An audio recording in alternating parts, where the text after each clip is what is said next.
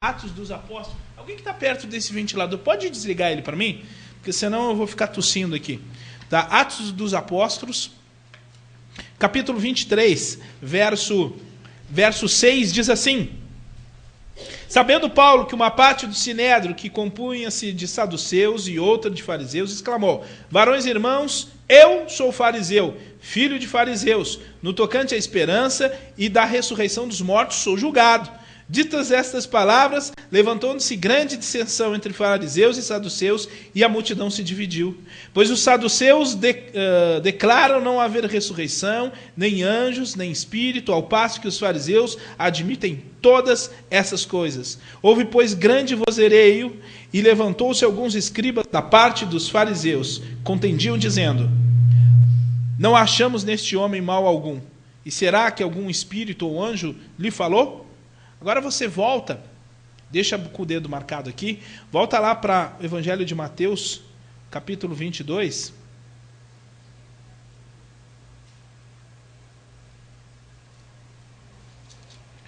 Evangelho de Mateus, capítulo 22.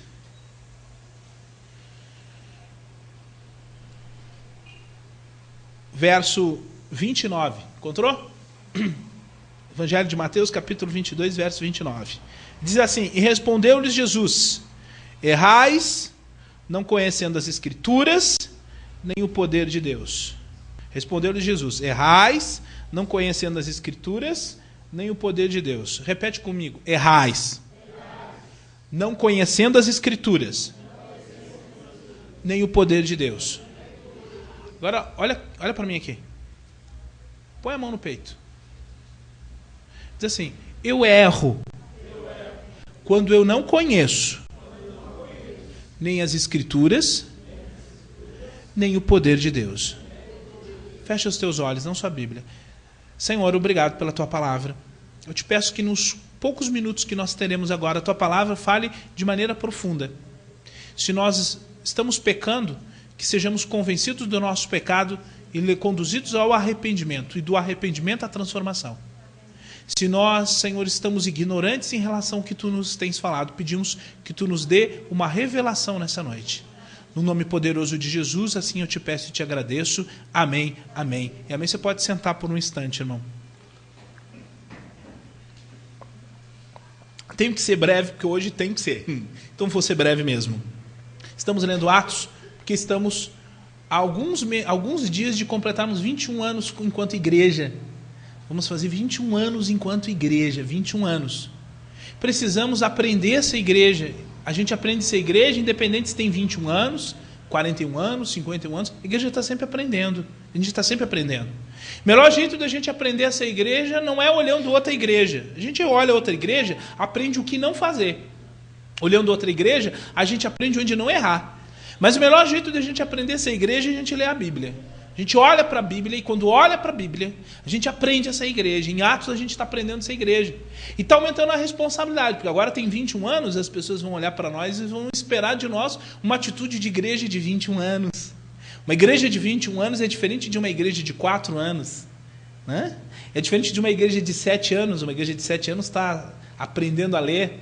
Uma igreja de 12 anos está entrando na adolescência, na juventude. Uma igreja de 18 anos está saindo. Uma igreja da juventude, uma igreja de 21 anos está na idade adulta.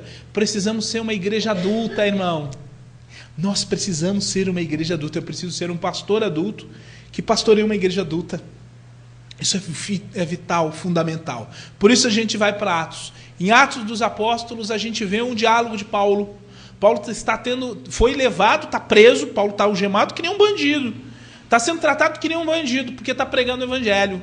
Porque está pregando o Evangelho. Antes do discurso de Paulo, os fariseus, o sinédrio, que é composto por fariseus e saduceus, são 2 partidos políticos, 2 partidos religiosos. Os 2 partidos pagam um advogado para falar de Paulo. Eles pagam um promotor, eles chamam o advogado, e o advogado começa primeiro a bajular o Félix, que é o que está coordenando ali, o governador que está coordenando, o juiz, e ele fala de Paulo, e depois Paulo vem e fala de quem ele é. Ele diz: olha, eu não sei por que o sinédrio está aqui falando de mim, eu era fariseu. Então eu era fariseu, estou sendo julgado por quê? Porque acredito em anjo, porque acredito em Deus, porque acredito na ressurreição. É por isso que vocês... Porque é isso que eu estou pregando, é só isso que eu estou pregando. E aí o sinédrio se divide. Jesus já tinha visto, verificado aqui em Mateus 22, essa divisão do sinédrio, em fariseus e saduceus. E Jesus olha para eles e diz para eles assim: vocês do sinédrio, estão errando, porque vocês não conhecem nem o poder e nem as escrituras. Porque são os dois aspectos em relação a Deus fundamentais. É o poder de Deus e as escrituras. A nossa geração, às vezes, está se comportando como sinédrio, irmãos. Às vezes não conhece o poder e nem as escrituras. Vou contar rápido de mim. Não vou dizer nome, nem nome da placa, nem nome da pessoa. Mas é uma experiência que eu tive, eu vi com mais outras pessoas. Congregava numa igreja, né? Não vou dizer a cidade também. Congregava numa igreja, tinha um pastor muito querido, homem honestíssimo, pessoa séria. Ele já era um senhorzinho de cabelo branco, homem seríssimo, assim, uma referência. Quando eu preciso tomar algumas decisões, eu lembro desse pastor. Esse pastor era muito honesto, ele jamais faria um negócio. Pessoa de máxima lisura. Ele tinha sido gerente, diretor de um hotel muito conhecido. E ele foi um dos poucos gerentes que morreu pobre. A maioria que tinha passado por ele morreu rico. Né? A maior parte ele era contador, a maior parte dos colegas dele que eram contadores tinham morrido rico. Ele era pobre porque era honesto. Homem certíssimo. Homem íntegro da palavra. Conhecedor da palavra. Para vocês terem uma ideia, ele dava aula de grego. O Novo Testamento foi escrito em grego, ele dava aula de grego. Homem conhecedor. Eu congregava na igreja desse homem. Só que assim, tirando não esse detalhe, mas esse fato, era difícil congregar naquela igreja. A pregação dele era maçante. A pregação era maçante. Você dormia na pregação. Sabe? Você já dormiu em pregação alguma vez? Quem já dormiu? Eu também já. Na pregação dele. Aqui eu nunca dormi. Você dormia na pregação dele porque era maçante. A igreja era difícil de você conviver, porque o louvor era paradão. Não é assim, vibrante, exuberante, que nem esse aqui. Era uma igreja paradão, o negócio era arrastando, era morri.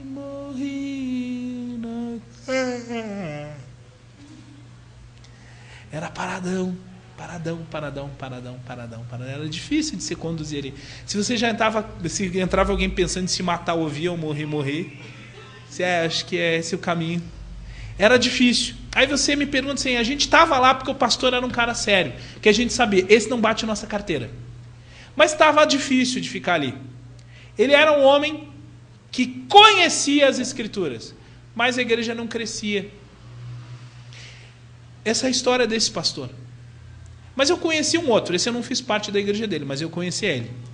O cara não pagava o que comprava. Quando vendia, não entregava. Quando vendia, não entregava. Se ele marcasse com você 7 horas, você podia chegar às 8h15. Que ele chegava assim, com a maior cara deslavada. Era enrolado. Devia para todo mundo. Prometia, cansou de mandar missionário para o campo, pagava o primeiro mês, o segundo mês, deixava o coitadinho lá, abandonado. Fazia negócio. Não comprava com nota. Para você saber como é que funcionava, o tesoureiro morria, com o contador... Bom, o contador nem tinha. Bom, o tesoureiro também, porque era o genro, né? Então o genro era o primeiro tesoureiro, a filha a primeira tesoureira. Então era assim que funcionava. Enrolado. Caráter duvidoso. Só que a igreja dele estava assim, ó, apinhada de gente. Saindo pelo ladrão. Tinha ladrão saindo pelo ladrão.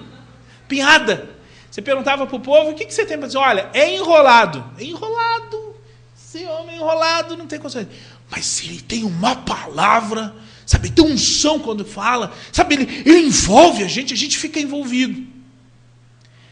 Eram as duas igrejas na mesma cidade. Alguém íntegro, reto, mas que você não tem vontade de andar junto. Que você não tem vontade de congregar. O outro era enrolado, mentiroso, caloteiro, ladrão. A igreja é estúpida de gente. Ia você falar, reclamar alguma coisa. para ver se não ia faltar pelo menos uns 10 diáconos para te linchar. Não faltava gente para colaborar. Por que eu estou contando essas histórias, irmãos? Porque a nossa geração de crentes está um pouquinho parecida com o Sinédrio. Um pouquinho parecido com o Sinédrio. O Sinédrio tinha gente que não conhecia as Escrituras. E tinha gente que não conhecia o poder de Deus. E Jesus olha para eles e diz assim, sabe qual é o problema de vocês? O problema de vocês é que vocês não conhecem as Escrituras. Depois ele olha para o outro lado do Sinédrio. O problema de vocês é que vocês não conhecem o poder de Deus. Quando a gente olha para a nossa geração, parece que tem gente que conhece as Escrituras, conhece a Bíblia, conhece toda a declaração doutrinária da denominação, conhece todo o texto sagrado, se levar para a espada no ar não perde, mas que não consegue acreditar no poder de Deus. Conhece o texto sagrado, mas é incapaz de pôr a mão na cabeça de uma pessoa doente e orar pedindo cura. Conhece as Escrituras, mas se entrar alguém ali, por favor, ora por mim, tem uma cirurgia amanhã, acho que não vou conseguir sobreviver, você pode orar por mim? Ele fica com medinho de pô, eu fiz isso, eu vi. Pastor que dá aula, estou falando de pastor, mas eu não sei nem se devia falar, porque é tão antiético pastor falar de pastor em púlpito de igreja, eu detesto, tenho vergonha. Mas isso não é só de pastor, acontece com crente. Eu vi, sujeito cai endemoniado, dentro da igreja, caiu endemoniado. Aí você espera, né? Você está visitando, você não vai pôr a mão, né? Deixa que os crentes... O que acontece? Recolhe ele, vê se ele não tem que tomar um remedinho, põe uma coisinha debaixo da língua dele. Sujeito que dá aula de grego e de hebraico, colocando remedinho debaixo de língua de endemoniado. Quando tinha que pôr a mão na cabeça e dizer, em nome de Jesus Cristo, vai embora. Porque é isso que se espera de alguém que conhece o poder de Deus. Queridos, nossa geração está assim. Tem gente fazendo uma escolha, se dando o direito de dizer, eu conheço as Escrituras, esse negócio de poder não é para mim. O importante é que a minha igreja ensina a Bíblia. A minha igreja está ensinando as Escrituras. O importante é que na minha igreja nós somos honestos. O importante é que na minha igreja nós cumprimos as Escrituras. Mas e o poder? Não precisa esse negócio de poder. O Senhor Jesus está nos corrigindo a nossa geração e está dizendo, nós não temos escolha. Nós erramos quando nós não conhecemos o poder de Deus. Nós não temos a escolha, Ele não deixou para nós essa escolha. Ele não disse, está aqui as Escrituras e está aqui o poder. O que você quer? Jesus, eu acho que eu vou ficar com as Escrituras, né? Porque eu sou uma pessoa assim, intelectualmente bem dotada, pude frequentar as melhores escolas. Esse negócio de poder é para os pentecostais. Nós não, né? Nós somos batistas, né? Nós somos igreja histórica. Nós somos, né? Nós somos... Não, querido. Errais, não conhecendo o poder de Deus. Eu preciso conhecer o poder de Deus, querido. Você precisa conhecer o poder. Você não tem essa escolha. Em contrapartida, faz parte da nossa geração. Gente que conhece o poder. Gente que ora. Gente que busca Deus. Gente que tem dons, gente que tem dons do Espírito Santo, gente que não tem medo de orar por alguém que está doente e que já foi curado, que pode contar testemunho. Se você trouxer, conta testemunho. Se você perguntar para ele, e aí, que você estava doente, e aí, fui curado. Orei, Deus me curou, Deus está me curando, Deus está fazendo algo na minha vida. Mas que completamente desconhece as Escrituras. Não sabe absolutamente nada sobre o texto sagrado. Tem gente que não conhece nada, que foi abençoado, que teve a vida curada e que está se divorciando porque diz que Deus mandou se divorciar. Não, Deus mandou, mas você leu isso na mão de Bíblia. Não, senti no meu coração, ardeu no meu coração, então por isso que dei cabo nesse casamento. Para esses o Senhor Jesus diz, errais não conhecendo as Escrituras. E para nós todos ele diz, errais, não conhecendo nem o poder de Deus e nem as Escrituras. Querido, uma igreja é como um avião que está com duas asas. Você já viu um avião com uma asa só? Já viu? Só caindo, né? Só no chão. Avião com uma asa só está no chão. Está na oficina. Está em queda livre. Você nunca que gostaria de estar num avião com uma asa só, né? Você já imaginou? Você abre a janela, Deus me livre.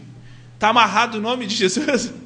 Você abre a janela, você está faltando alguma coisa nesse avião. Eu comprei a poltrona atrás da asa. E eu não estou vendo a asa. Aí você abre outra janelinha, você vê que a outra asa existe. Já era. Começa a orar. Pedir perdão. Você não vê a visão com uma asa, um avião com uma asa só, tem duas asas. Nunca queira estar num avião com uma asa só. Querido, nenhum de nós pode estar sentado, congregando, vivendo, assumindo o evangelho dentro de uma igreja que só tem uma asa. Nós não conseguimos sobreviver dentro de uma igreja que vive só na base do poder. Ninguém sobrevive numa igreja só na base do poder. Esses dias me procuraram e disseram, pastor, eu ia ficar na sua igreja, mas não dá. Por quê? Eu estou indo numa garagezinha que tem uma oração poderosa. Mas, pastor, que oração poderosa. É mesmo, é. Mas e aí, que mais que tem? Ah, lá eles não conhecem muito a Bíblia. A Bíblia é enfeita, né? Ela fica ali. Sabe aquela Bíblia do Salmo 91? Que tem o patrão, que a secretária tem? Tem uma Bíblia do Salmo 91, mais uma folhinha de arruda e mais um copinho com alho, né? E um sal grosso, né? Então, claro que na igreja não tem folha de arruda nem sal grosso, não tem nada disso. Mas só está a Bíblia ali manchada no Salmo 91. Mas e vocês dizem, pastor, lá não tem muito isso. Mas também não precisa, porque tem muito poder. É avião com uma asa só. Acabou de abrir a janelinha e viu que está sem uma asa. Está faltando asa, querido. Está faltando asa. Para esses o Senhor diz, errais, não conhecendo nem o poder, nem as Escrituras. Mas do outro lado, tem gente que diz, olha, minha igreja está na Bíblia. Tudo que a gente faz está na Bíblia. Tudo que a gente faz só faz o que está na Bíblia. Só faz o que está na Bíblia. Mas e o poder? Ah, não, lá não tem, pastor, a gente não gosta muito dessas coisas. Esse negócio de poder, sabe, a gente não curte muito isso, que isso bagunça o culto. Começa a chegar umas pessoas esquisitas dentro da igreja, umas pessoas estranhas, sabe, tira a ordem do culto. A gente gosta de um culto com ordem. Então a gente não curte muito essa coisa de poder. Para esses Jesus diz, errais, não conhecendo nem o poder, nem as Escrituras. O que Jesus espera de nós, irmãos, é que a nossa igreja tenha duas asas. Quero pastorear uma igreja que tenha duas asas, que ande nas Escrituras, mas que ande no poder de Deus. Não adianta você estar só nas Escrituras, querido.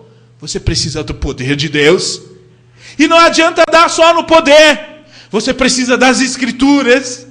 A gente precisa andar nas duas asas. Eu queria que você ficasse de pé para nós orarmos sobre essa palavra.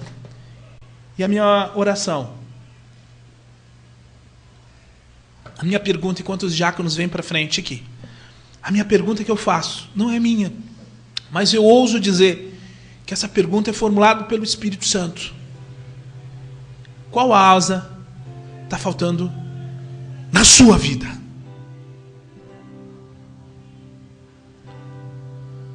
O que está faltando na sua vida? Porque para sobrar na igreja tem que sobrar na sua vida. Você é a igreja. A igreja não sou eu, não é eu e a diretoria, não sou eu e os líderes de grupo familiar, os diáconos. Não, a igreja somos nós. Se está sobrando para você, está sobrando para a igreja. O que sobra na sua vida, sobra nessa igreja. O que sobra na sua vida, sobra nessa igreja. O que falta na sua vida, falta na sua igreja. Quem sabe você olha aqui para dentro e diz assim, de fato, hoje o pastor matou, hein? O pastor acertou hoje, hein? Pô, o pastor tinha que saber o que está falando. Ele viu que está faltando. Está faltando mesmo. Aí eu devolvo a pergunta para você. Está faltando na sua vida? Está faltando o quê? Está faltando Escritura? Está faltando o Evangelho vivo de Deus? O pão vivo de Deus que desceu do céu? Jesus falando no teu ouvido? Ou quem sabe está faltando poder? Poder, dínamos. Poder. O que é poder?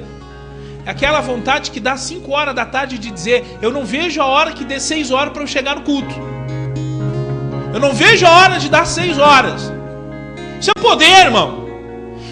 Poder, sabe o que é? Aquilo que te dá no teu coração, diz assim, quando é que eu vou cantar de novo? Isso é poder. Poder é aquele desejo imensurável de dizer, quando é que tem outro evangelismo? Outra evangelização? Quando é que a gente vai fechar a rua de novo? Isso é poder.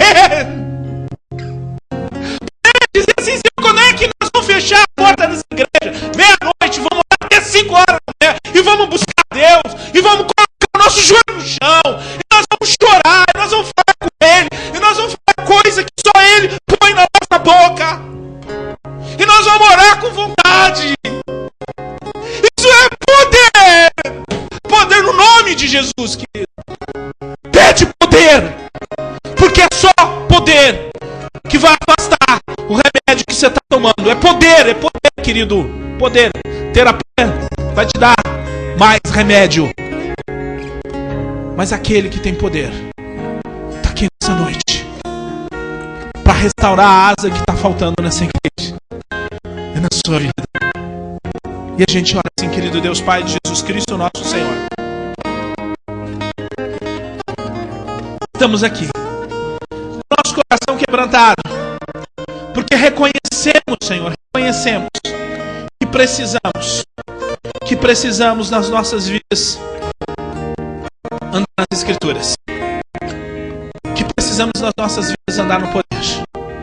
Essa é, pois, a nossa oração, no nome poderoso de Jesus. Assim eu te peço e te agradeço. Amém. Amém. Você pode aplaudir o Senhor Jesus toda adoração. Obrigado. Você pode sentar por um instante. Enquanto comiam,